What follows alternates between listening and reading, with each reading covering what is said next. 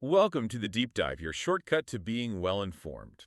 Today we're plunging into, an event that was way more than just a baseball game. It felt like a game-changing moment, really, for America's pastime. We're talking about the 2025 MLB All-Star Game. An unprecedented finish, honestly, left everyone buzzing. So we've done our deep dive into the source material for you, mostly looking at excerpts from MLB All-Star Game 2025, Swing Off decides thrilling classic and, related stuff. Our mission here is to pull out the key nuggets, the important insights, help you understand not just what happened, but why it was so historic, and maybe what it hints at for baseball's future. We're going to unpack the drama, the heroes, definitely talk about the surprising rule changes that made it all happen. Okay, let's set the scene right off the bat. The National League, they beat the American League, final score 7-6. But here's the kicker. This wasn't just any old win. It got decided by the first ever home run swing-off in All-Star history. Wild stuff. Happened at Truist Park, Atlanta, Georgia, Tuesday, July 15th, 2025, the 95th Midsummer Classic, and man, did it deliver. But, okay, before we get to that absolutely incredible finish, let's rewind a little. What really set the stage for this All-Star Game? Like, what made it feel special even before the first pitch? Yeah, it's interesting how the whole thing built up. Truist Park in Atlanta, Georgia, that was the spot. And picking Atlanta, it brings the game to a city just soaked in baseball history. Hank Aaron, especially. Right, huge connection there. Exactly. The game itself was Tuesday, July 15th, 2025, 8:00 p.m. Eastern start. And the managers, you had Dave Roberts for the NLL, Dodgers, Aaron Boone for the AL, Yankees, both guys, fresh off the World Series the year before. And the starting pitching matchup, oh man, it was electric, like a dream for anyone who loves seeing high velocity. For the National League, you had Paul Skeens, Pittsburgh Pirates, his second straight All-Star start. Wow, second straight. Yeah, and he was just dominant, hit 100 mph on 4 pitches, perfect first inning, came in with like a major league best 2.1 ERA. Incredible numbers. And for the American League, Tarek Skubal, Detroit Tigers, his first All-Star start, and his fastball, blazing, ranked second only to Skeens in average velo. So serious heat from both sides. You said electric. And the rosters themselves, just packed with talent, right? That mix of veterans and the exciting young guys. What kind of star power did we see? Oh, totally stacked. The roster for this 25 All-Star game was just loaded. NL lineup, you had guys like Shohei Ohtani leading off for the Dodgers, Ronald Acuna Jr., Freddie Freeman, Manny Machado, plus exciting talents like Pete Crow Armstrong. Yeah. And then sluggers like Pete Alonso, Corbin Carroll, just power everywhere. Deep lineup. For sure. And the AL, just as impressive. Aaron Judge, Vladdy Guerrero Jr., Cal Raleigh. Pretty much every at-bat felt like must-watch TV. And beyond just the players, this game also debuted something pretty significant technologically speaking.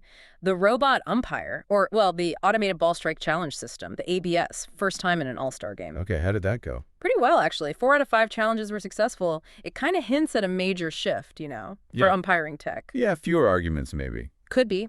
Fewer controversies, quicker decisions maybe. New strategy for managers too, deciding when to challenge. It really makes you wonder how it might reshape a hitter's approach long term. Yeah. And of course, being in Atlanta, they had a really heartfelt tribute to Hank Aaron. Very fitting. Okay, speaking of setting the scene, the whole All-Star thing really kicked off the day before, right? With the home run derby. And that had its own kind of unexpected story. Tell us about that. Oh, absolutely. The excitement really ramped up Monday, July 14th, 2025. The T-Mobile Home Run Derby. And it crowned a champion that, honestly, probably nobody predicted. Cal Raleigh, Seattle Mariners catcher. Catcher? Really? Yeah. Made history. First catcher ever to win the T-Mobile Home Run Derby. Wow, a catcher winning the derby. That's amazing. Who'd he beat? And what else made his win stand out? He ended up beating the 22-year-old Junior Caminero from the Tampa Bay Rays in the final round. It was pretty thrilling. Raleigh, they call him Big Dumper, right? He actually came into the break leading the majors with 38 homers. So legit power, especially for a catcher. 38 homers at the break. Okay. Incredible power. And the win was even cooler because his dad was pitching to him and his little brother, 15 years old, was catching him. Like a whole family affair. That's fantastic. And his path there, super dramatic first round. He barely got through. Tied with Brent Rooker from Oakland. Won the tiebreaker by hitting one just inches farther, like 470.62 feet versus 470.54. Razor thin margin. Wow, inches. Talk about pressure. Seriously. And while Raleigh won, others put on a show too. O'Neal Cruz from the Pirates hit one like 513 feet, just a monster shot. And Caminero, the guy Raleigh beat, he hit 44 homers total across all his rounds, so he was launching them too. Okay, so Raleigh wins in the final. Yep. Final round, Raleigh put up 18 homers against Caminero's 15. Sealed the deal. He even hit like 6 straight at one point in the semi. So yeah, huge significance. First catcher, first switch hitter, and the first Seattle Mariners ever to win the Derby crown. Really set a charge for the actual game. Okay, so the Derby sets this incredibly high bar. How did the All-Star game itself play out before we got to that historic tiebreaker moment? Right. So the game itself, Tuesday night, July 15th, it started out looking like, honestly, a National League blowout. They jumped out to a commanding 6-0 lead. It's nothing, okay. Yeah. Ketel Marte had a 2-run double early first inning. Then Pete Alonso, he crushed a big 3-run homer off Chris Bubic, Royals guy, in the 6th. Corbin Carroll added a solo shot against Casey Mize from the Tigers. Looked like the NL was cruising. But then the American League, they just mounted this furious comeback. Here we go. Brent Rooker, Oakland A's guy, again, he had a huge 3-run pinch homer off Randy Rodriguez from the Giants. That was in a big 4 and 7th inning. Bobby Witt Jr. drove in a run there, too. Okay, so they chipped away. They did. And then the 9th inning, really dramatic, against Edwin Diaz, the Mets closer. Remember, his inclusion was kind of controversial coming back from that big injury. Right, remember that talk. So Robert Suarez from the Padres came in, gave up back-to-back doubles, Byron Buxton, Bobby Witt Jr. again. Then Stephen Kwan hits an infield single, and bam, tie game, 6-6, just like that. And that is when history happened. Because this wasn't going to extra innings like usual, was it? Explain this new rule. How did that work? Exactly right. First time ever in an All-Star game. Tied after 9. So this new rule kicks in. MLB changed it back in 2022, I think. Stipulated that if the game's tied up for 9, no extra innings. Instead, home run swing off. A swing off, okay. Yep. The mechanics are pretty simple. Each team picked 3 hitters. Each hitter gets 3 swings. Add up the total homers from your 3 guys. Most homers wins. And the idea is, it avoids taxing pitchers in an exhibition game. Makes sense. So how did it play out? Who went first? The AL went first. Brent Rooker stepped up again. He hit 2 homers on his 3 swings. Solid start. Okay, 2 for the AL. Then the NL sent up Kyle Stowers, Baltimore Orioles. He managed 1 homer, so 2-1 AL. Then Randy Arozarena, Mariners for the AL. He hits 1 homer. Now it's 3-1 A lead. Okay, pressure's on the NL now. Big time. And that's when Kyle Schwarber steps up for the National League. Schwarber. Okay, he's the DH, right? Had he done much in the game? Not really. He'd actually gone 0 for 2 in his regular at-bats. Just kind of quiet night for him up to that point. And then he just delivered one of those unforgettable All-Star moments.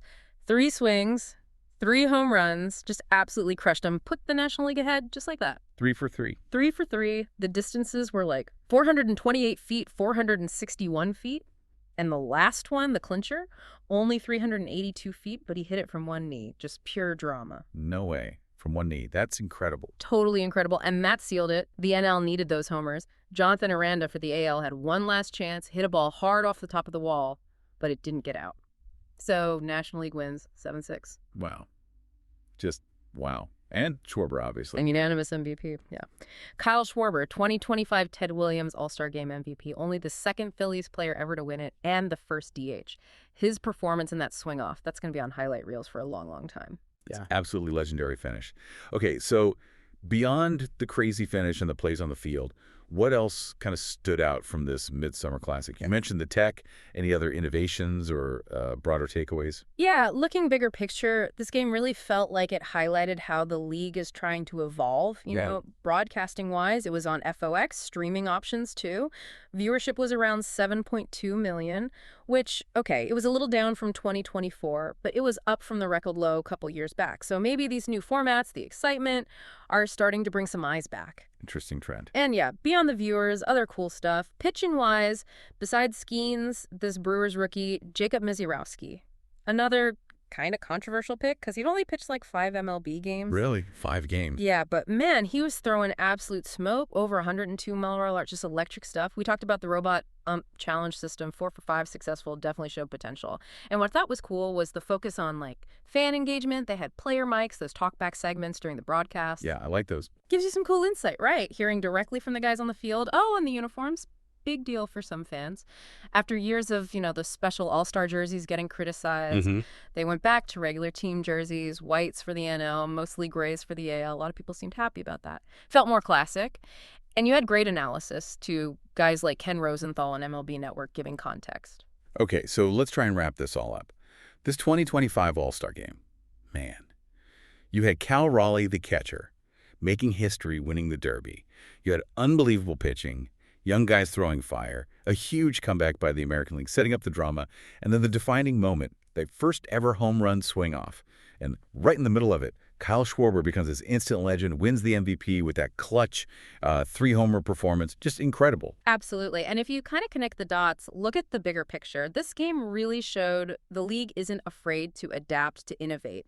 It showed how, maybe these new formats like the swing off can genuinely boost fan engagement and create these super thrilling endings. It felt like a real shot in the arm for the Midsummer Classic, maybe setting a new kind of standard. Definitely easy thinking. Yeah, and maybe it raises a question for you, the listener, to chew on.